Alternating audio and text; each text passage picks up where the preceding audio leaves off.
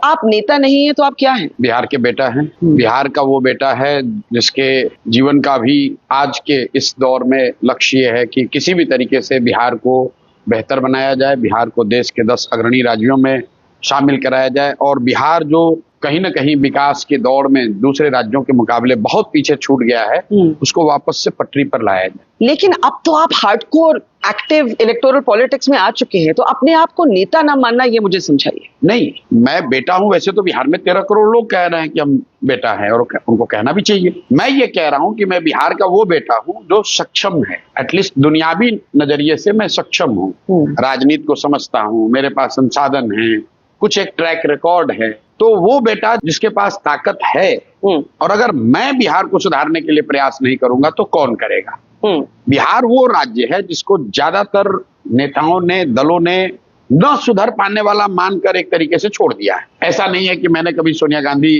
राहुल गांधी से बात नहीं करी होगी, ऐसा नहीं है कि मैंने कभी भाजपा के नेताओं से बात नहीं की होगी शुरुआती दौर में कि नहीं बिहार में कुछ ट्रांसफॉर्मेशनल होना चाहिए।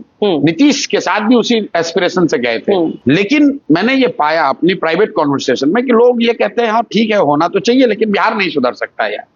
तो जिस राज्य को देश के बड़े बड़े दल और नेताओं ने न सुधर पाने वाला मानकर इसको अपने हाल पर छोड़ दिया है, उसको सुधारने का जिम्मा बिहार का ही कोई आदमी उठा सकता है। और मैं समझता हूं कि इस धरती के होने के नाते मेरी ये जिम्मेवारी है कि अगर मेरी हिम्मत नहीं पड़ेगी तो किसकी हिम्मत पड़ेगी। इसलिए मैं अपने आप को कह रहा हूं कि मैं नेता नहीं हूं, मैं वो बेटा हूं जिसको ऊपर वाले की कृपा से, आपके आशीर्वाद से कुछ जगह मिल गई है। तो मेरा ये फर्ज है कि इस मिट्टी का कर्ज अदा करूं और एक ईमानदार कोशिश करूं, प्रयास करूं। सफलता मिले न मिले कोई बात नहीं है, प्रयास के ईमानदारी और शुद्धता में कमी नहीं आने देंगे।